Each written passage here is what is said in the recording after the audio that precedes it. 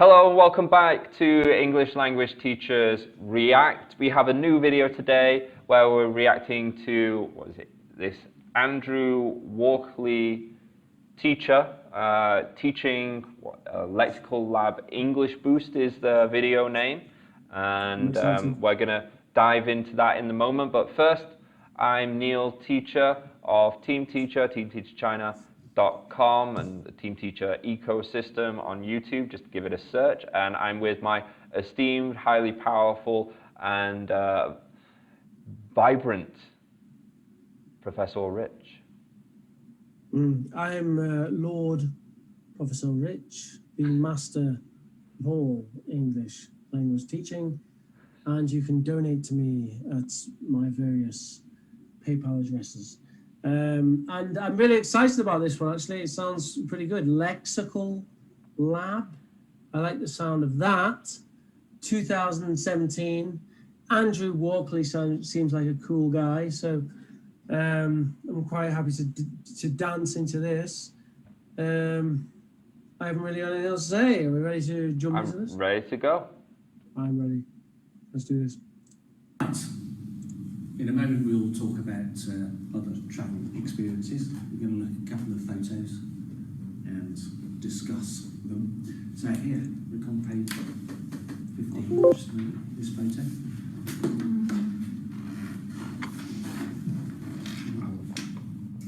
Yeah. I like how chill it is. Africa? Well, it is in Africa, actually. Egypt? It might be Arabic country. Egypt? It is Egypt. How do you know? Looks like Egypt. Any other suggestion? Middle East. No, it's Egypt. Oh yeah, pyramid. Oh, yeah. Pronunciation though? Pyramid. No. Pyramid. That's fantastic. I love that. Yeah, so we've got a bit of peer correction there, haven't we? I mean, Well, it's so much easier. I think the more that you can kind of hand over to the students, the better. You know, then it's just the teacher. Everyone's looking to the teacher for correction. If you can have a bit of peer correction in there, yeah, I think that's it's fine. yeah. I think it's kind of nice that we're getting to see a bit of modern language teaching. Right. Okay, let's press on. Modelling. So yeah, it's It's a shade of. Do they really have any buildings nearby the pyramids? Well, this is the thing. Yeah, you imagine it's going to be kind of, walking across the deserts, and then there the pyramids appear. Yeah. But no, it's basically in the suburb of Cairo, and it's surrounded by. That's This Cairo? This is Cairo. Oh. Yeah. I mean, it's actually Giza, the area around it, and that's basically where it is. It's right next door to. Have you ever been to Egypt? I have, and this was my experience. I went expecting to see. Is it your photo? No, I wish. No, I went expecting to see, maybe taking a camel. But when I got there, it was basically. I mean, they are impressive because you can see they are huge, but it wasn't quite what I expected. In that it was like surrounded by this slightly rough suburb of Cairo. I had a similar experience. This is a similar experience when I saw Stonehenge. Oh yeah. Tell me. And I thought that it's larger. Not enough for you. Yeah, in films and. Yeah. I like the personability, and I like that they're sharing. He shares his experience, and that student shares hers. But I would like to see him kind of reel in some of the other students as well. I think there's, compared to the nonsense that we've seen, I think there's a lot of positives, isn't there? But also some negatives. I guess at this point,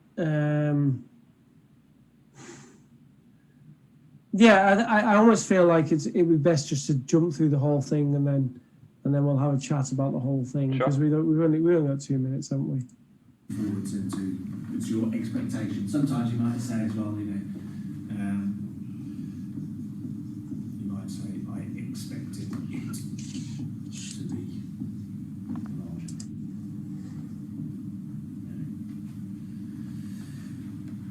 Exactly. So was it a disappointment? A little bit. Yeah. So we can say it didn't quite live up to my expectations. Yeah. So, with the person next to you, any other, you look at, this is basically what we're going to talk about. If we look at two there, some questions. Any other places you've been which didn't quite live up to your expectations? Okay. Or did they live up? What's the most famous place you've been to? Did it live up to your expectations? Where would you most like to visit? Think of a place you think would be a good tourist destination. Would where you live be a good tourist destination? Okay. Why? Why not? So discussion.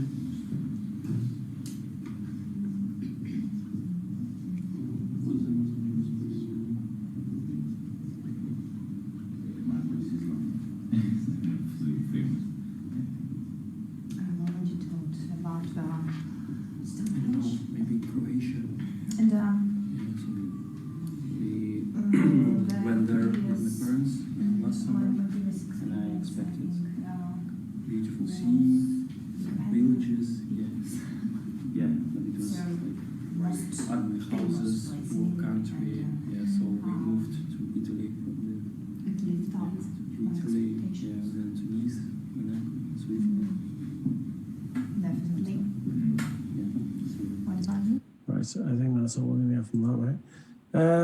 Okay. All right. So I think I think what we just saw on many levels is communicative language teaching lessons lexically focused, that was certainly the kind of intent. Obviously, there's loads of things you could say that were great about it, but I obviously want to jump to criticisms. If you're going to record 5 minutes of your class, and this is the 5 minutes of your class, I don't think that having the books on the table, throwing open the course books, like we've got 4 students here with their course books open, and most of them have got notebooks open as well. It's not necessary for what they're doing. It's just unnecessarily academic, and in fact for me it makes the conversation that they're having kind of awkward. He's there with the book, he's like, well, they're looking to the book. Boom. It's like, if he wants to do that, he could at least just open the book and say, yo, Cairo, I've been there. Anyone been to Cairo? You could do it a much different way.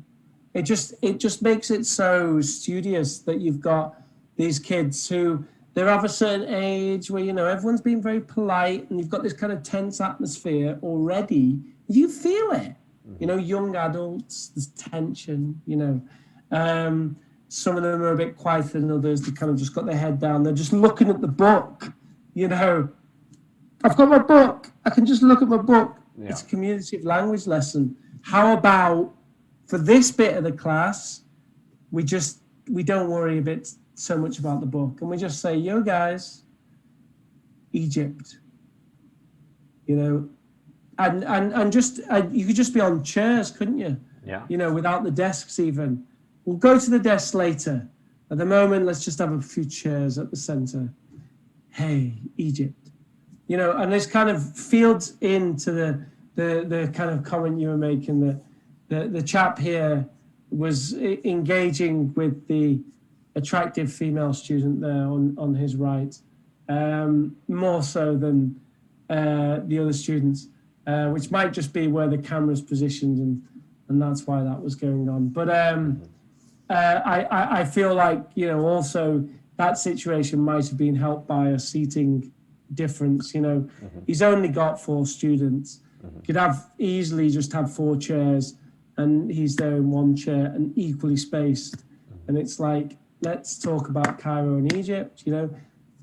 But okay, this is me being very critical about it, and I think there's lots of positives.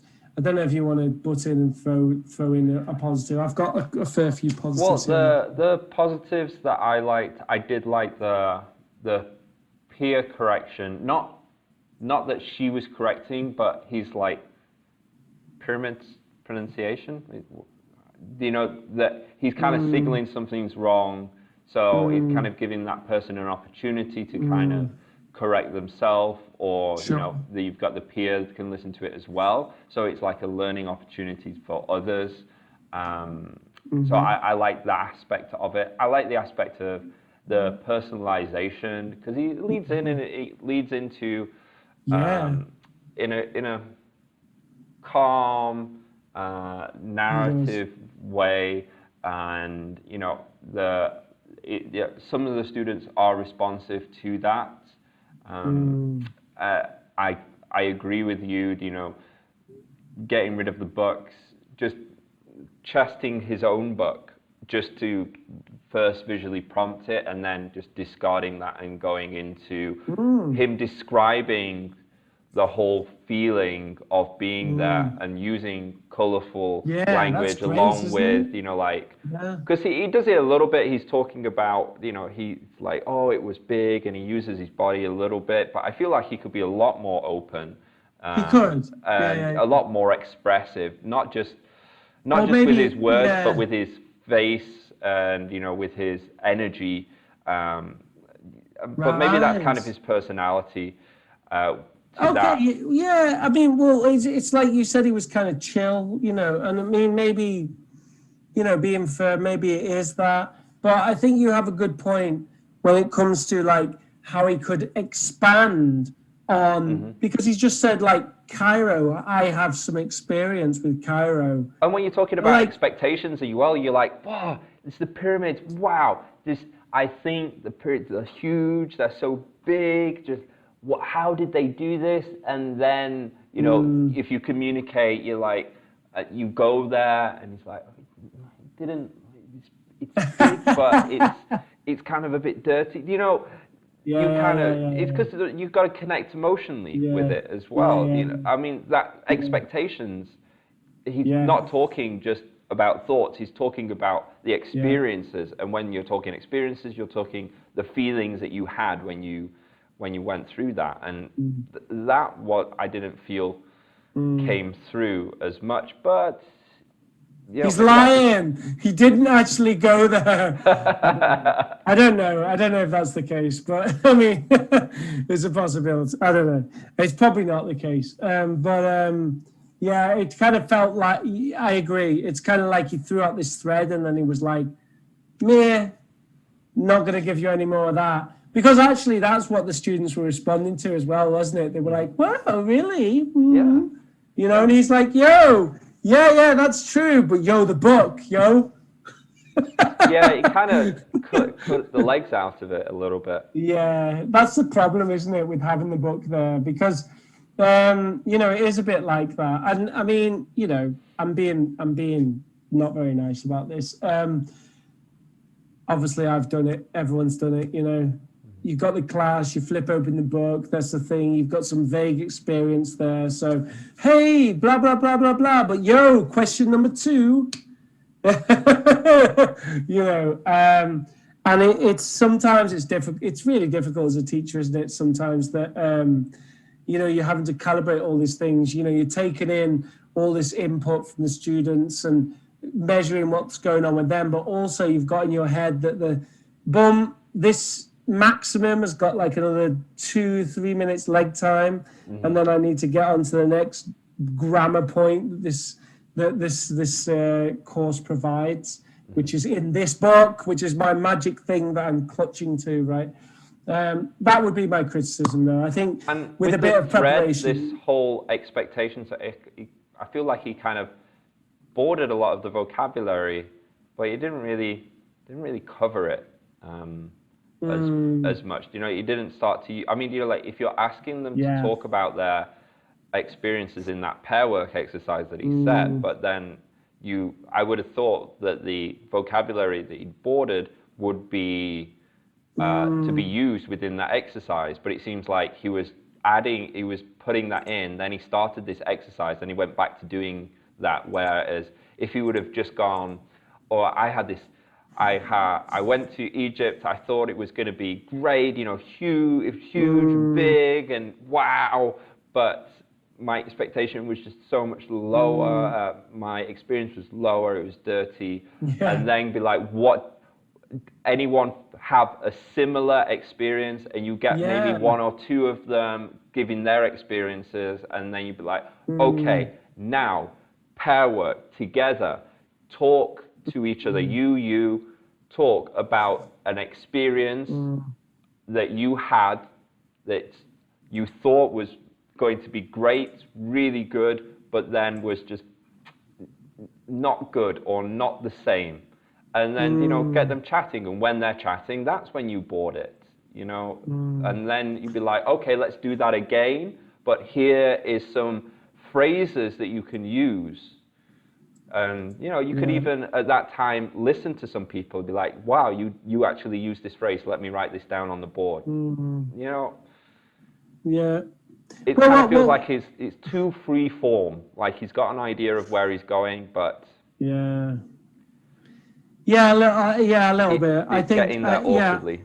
I would say that he has a very good communicative language teacher demeanor. That, you know, he definitely has the persona of a CLT teacher, doesn't he? But like you say, he does a bit of OTS correction with the pronunciation, student-led, great. And then they get onto this boarding stuff. Now, I kind of missed exactly why that was boarded, but I assumed that it was a student error. I'm not sure if that actually was the case, but what he boards is he boards I thought it, and then he leaves a big gap and he writes larger. I thought it larger, and I assumed that was an error, and he was trying to... from her, she said, I thought I thought it larger, or something like that, right? Okay. So I'm not sure if that's actually what happened, but it seemed maybe like... I got that wrong. Well, it seemed like he was boarding an error. Well, I'm not 100% sure that that's what he did do, but he boards that anyway and leaves a gap, and obviously he wants them to fill the gap. But I totally agree with you that I feel like if he's going to go into the boarding with this, then it's worthwhile having a bit more development with it, and not only development with it while he's doing it, but also where's he going to go with it afterwards, you know? And this is a thing that it's quite interesting. I had a teacher trainer once who really said to me, like, you know, you've written all this stuff on the board and you've said all this stuff to them, you know, and then it was like, and okay, now let's go on and do all this stuff. And they've just looked at it on the board and kind of, had some reactions to it and then not done anything. He's like, you know, it would only take 2 minutes if you said to them all, right, everyone, copy that down now, and then I'm going to wipe it.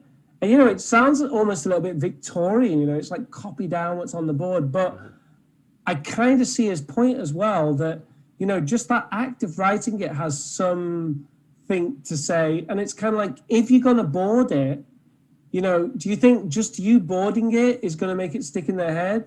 yeah, you've got a bit of emotional engagement as well, and you're boarding it. But if you're going to do all this fancy stuff on the board, you know, some of them will make notes, some of them won't. Maybe, you know, maybe it's fair enough to give them, you know, right, you've got 60 seconds, copy down anything on the board that seems interesting to you. 60 seconds, right?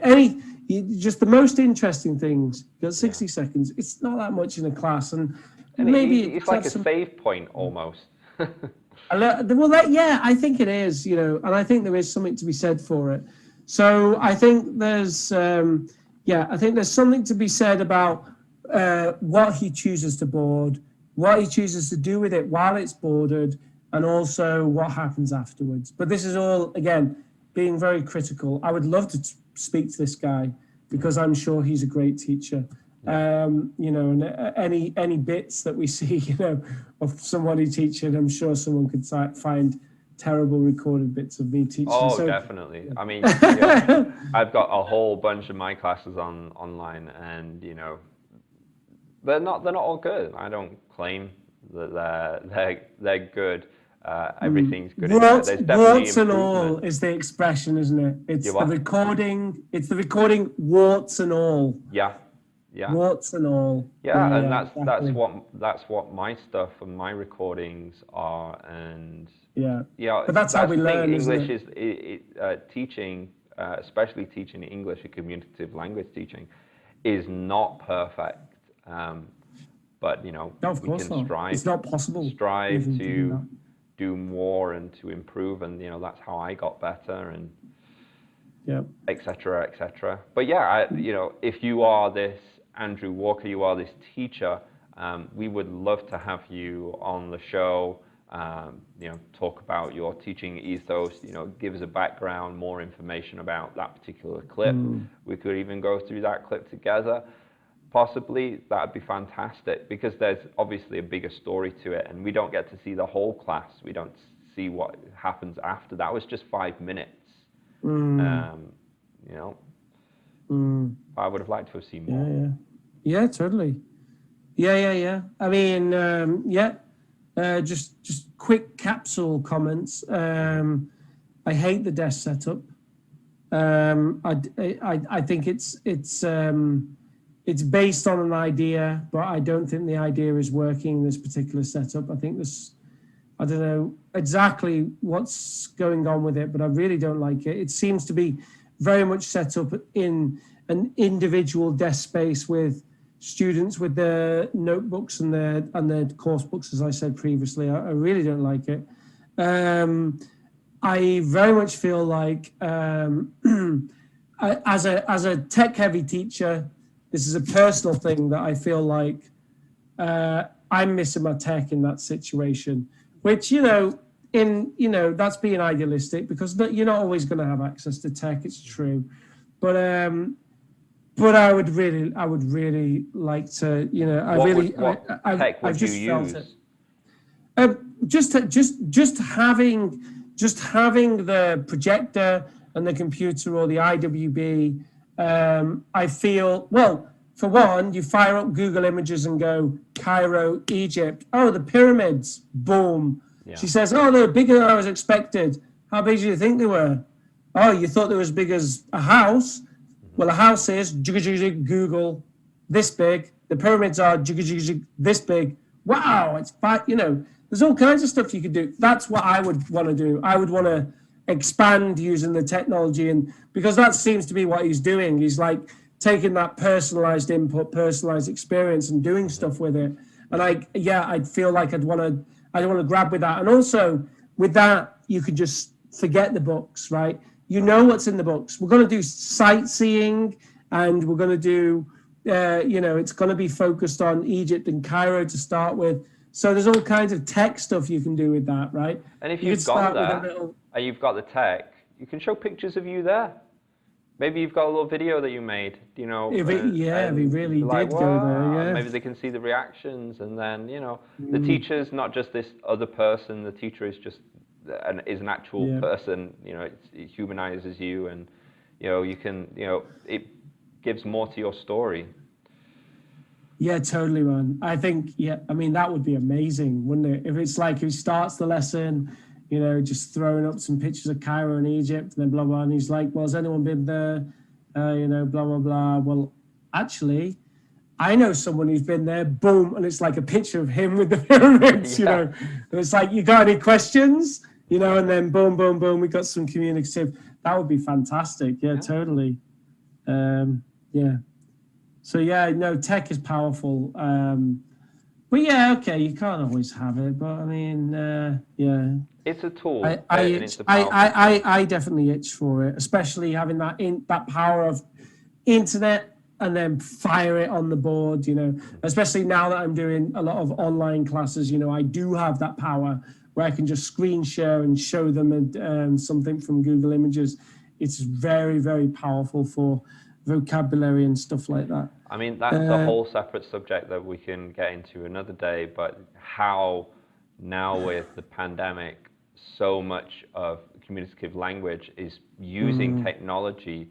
You know, how are students going to go back to that situation with the girl in China with the 80 students, you know, with just a blackboard and chalk, you know, when they're used to these, you know, video filters and, you know, being able to bring up images and videos and play these interactive games and songs. Well, I'm missing it actually. You know, I really miss being in a classroom with students physically being there. So, and I'm sure students are as well. You know, so you know, there obviously are. You know, there's some very social human elements to that. But yeah, we'll only see how it will actually pan out in the long term, because that will be the interesting thing, as you say. There's so many things, other things that come into play with that.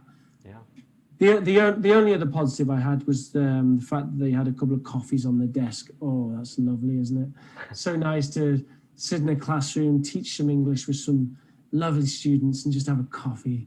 There is this. I can't remember the theory, but I was reading about someone using smells in the classroom. Do you know, like, there's the whole idea of using music in the class, you know, like classical music, just to create like a calm atmosphere. There was aromatherapist. I used to do that, yeah. Aromatherapist that turned communicative language teacher, and she would use, you know, like calming scents and stuff like that with the kids, and I was like, oh, fantastic. But that'd be interesting. If anyone knows about that, or you know, knows what I'm talking about, or is that teacher, please, you know, send us a link so we can see that, we can talk about it. If anyone has used calming smells in an English language fucking class with kids, please come on. Oh my God, please come on. That's their whole methodology. I will give you coffee. I'll give you something. I'll give you a notepad. You want a free notepad?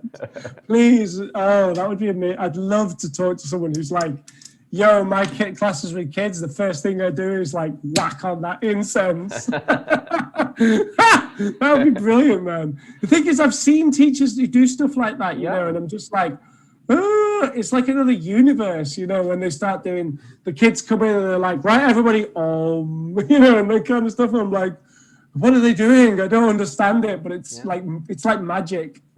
Well, you know, I've done classes with taste. You know, when you do the classes with taste, you bring in the Harry Potter jelly beans and get them to taste it. Oh, it's a fantastic class. Do that. If you ever have the opportunity, get those magic beans, because they don't know the flavors and stuff like that. And some is like earwax, some is you know, not good taste, bad taste. But you know, it adds a whole new element, right? So I wonder if they wouldn't let you do that in so many schools, but that is brilliant, yeah. Okay, so if you are that Andrew Walker, and you know, or you know that Andrew Walker, you know that teacher, get him to get in touch with us. We'd love to speak with him, love to get under the covers with Andrew Walker and really go into his teaching ethos and you know, give us some background about that clip. Anything else you want to say, the esteemed Rich? No, that was a bit of fun though, wasn't it? It seems Yeah. a bit of modern language teaching, absolutely fantastic. And no, it was great. You know, I think we've all had classes similar to this one. Well, I mean, I don't know. Me and you definitely have, right? I mean, I've had plenty of classes in that vein, and it's it's nice to see a bit of that after the wacky nonsense that we've seen with mind your language or whatever, you know. Yeah. Mind your language, mind your racism. Oh my God. Okay, I anyway, still think about absolutely, guys, please like, subscribe, share with your mother, and we would absolutely like to see you soon.